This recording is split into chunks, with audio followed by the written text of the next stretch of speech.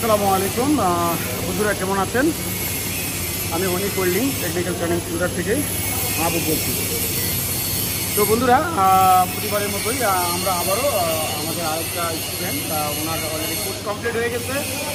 তো আমরা আসলে এই ভিডিওগুলো আপলোড করার মূল বিষয়টা হলো যে আসলে আমাদের ট্রেনিং সেন্টারে যে আমাদের স্টুডেন্টগুলো যে প্রতি মাসেই অনেক স্টুডেন্ট আমাদের এখানে অ্যাডমিশন নিচ্ছে, আবার রিলিজ হচ্ছে। সব কিছু মিলিয়ে আপনাদের আসলে তুলে ধরার মূল উদ্দেশ্য হলো যে আমাদের স্টুডেন্টগুলোকে আসলে আমরা কাজ কীরকম শেখালাম। তো অ্যাকচুয়ালি তারা আদৌ এখানে ট্রেন করার পরে যে তাদের কাজগুলো ভালোভাবে শেখা হলো কি না, তার একটা প্রাকৃতিক একটা রূপ রেখে দিলাম আর কি। তো যাই হোক বন্ধুরা, আজকে আমরা পরিচয় হবো আমাদের আরেকটা বন্ধুর সাথে, মিস্টার মামুন। তো আসলে আমরা তার সাথে পরিচয় হই। আসসালামু আলাইকুম, আমি মোহাম্মদ মামুন। আমার বাড়ি হচ্ছে কিশোরগঞ্জ। আমি কিশোরগঞ্জ থেকে এসেছি। আমার একটা ছোটো ভাইয়ের মাধ্যমে সে আমাকে অনেক ওয়েল্ডিং টেকনিক্যাল সেন্টারের ঠিকানা দিয়েছে আর কি। আমাকে বলছে যে এখানে আসলে অনেক ভালোভাবে কাজ শেখায়। তো আমি এখানে আসছি। এখানে আসার পরে আমাদের এখানে দুজন স্যার আছে, ওনারা আমাদেরকে খুব ভালোভাবে অনেক ভালোভাবে গাইডলাইন দিয়ে আমাদেরকে কাজগুলো শেখাচ্ছে হাতে ধরে ধরে। সো আমরা এখানে শিখে বিশেষ করে আমি অনেক স্যাটিসফাইড। আমার কাছে অনেক ভালো লেগেছে এখানে কাজ শিখে।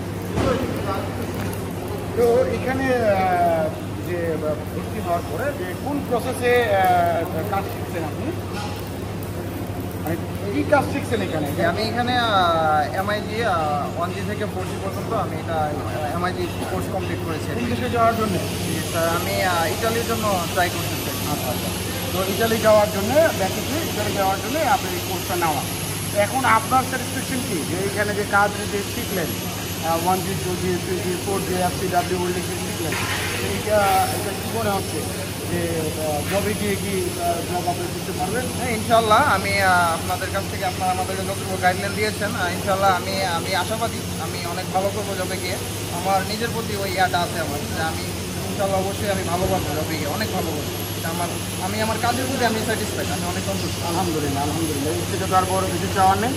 তো আরেকটা বিষয় যেটা যে আমাদের যে ট্রেনিং সেন্টার, আমরা এখানে যেভাবে ট্রেনিং সেন্টার আমরা যে পরিচালনা করছি, যারা আমরা এখানে শিক্ষক মণ্ডলী বা আমাদের যে ম্যানেজমেন্ট সব মিলিয়ে আপনার কেমন লাগলো, বা আমাদের যে ট্রেনিং সেন্টার যে ডিসিপ্লিন সব কিছু মিলিয়ে কেমন লাগলো আমাকে একটু বলেন দেখি।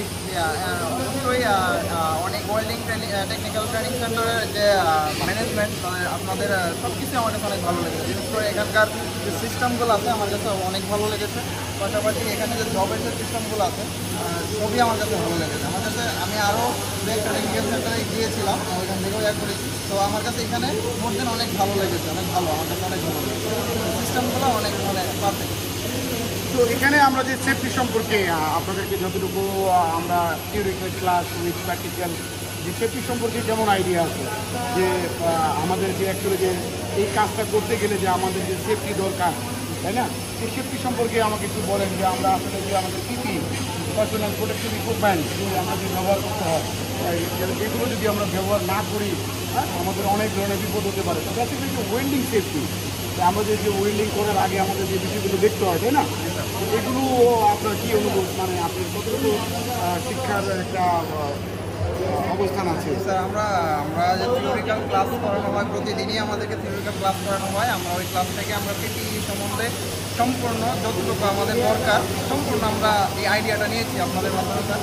তো এখানে আমাদের যে সেফটি যে গার্ডগুলো থাকে, আসলে কাজের পূর্বে যদি সেফটি সম্বন্ধে আমাদের ধারণা না থাকে তাহলে বড় ধরনের একটা অ্যাক্সিডেন্ট ঘটতে পারে, সম্ভব অনেক বেশি।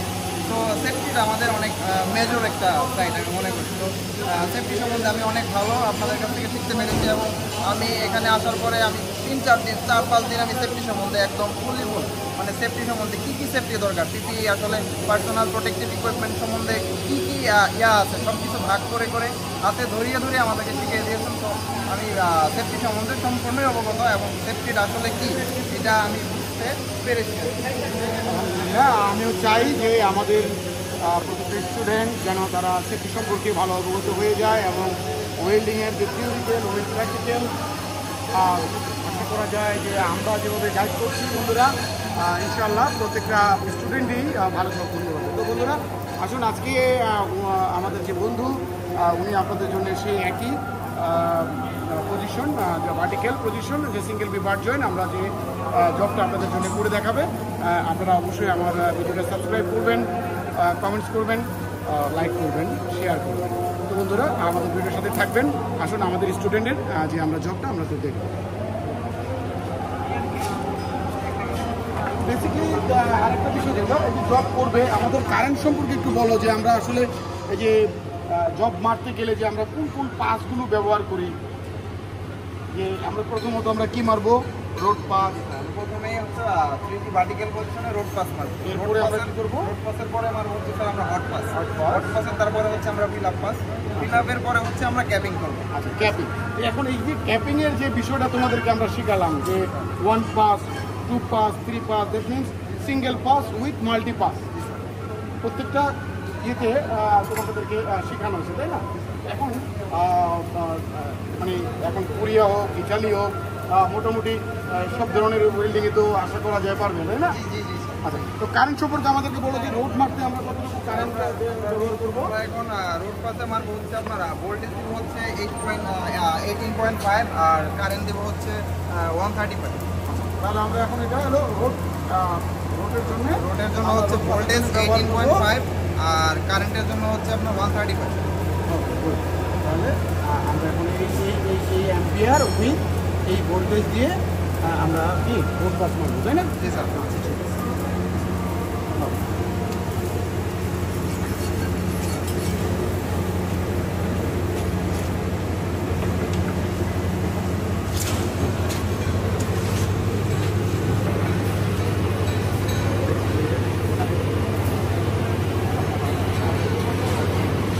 টসটা কীভাবে ধরবে, হ্যাঁ কত ডিগ্রিতে, সেটাও একটু আমাদের সাথে শেয়ার করো।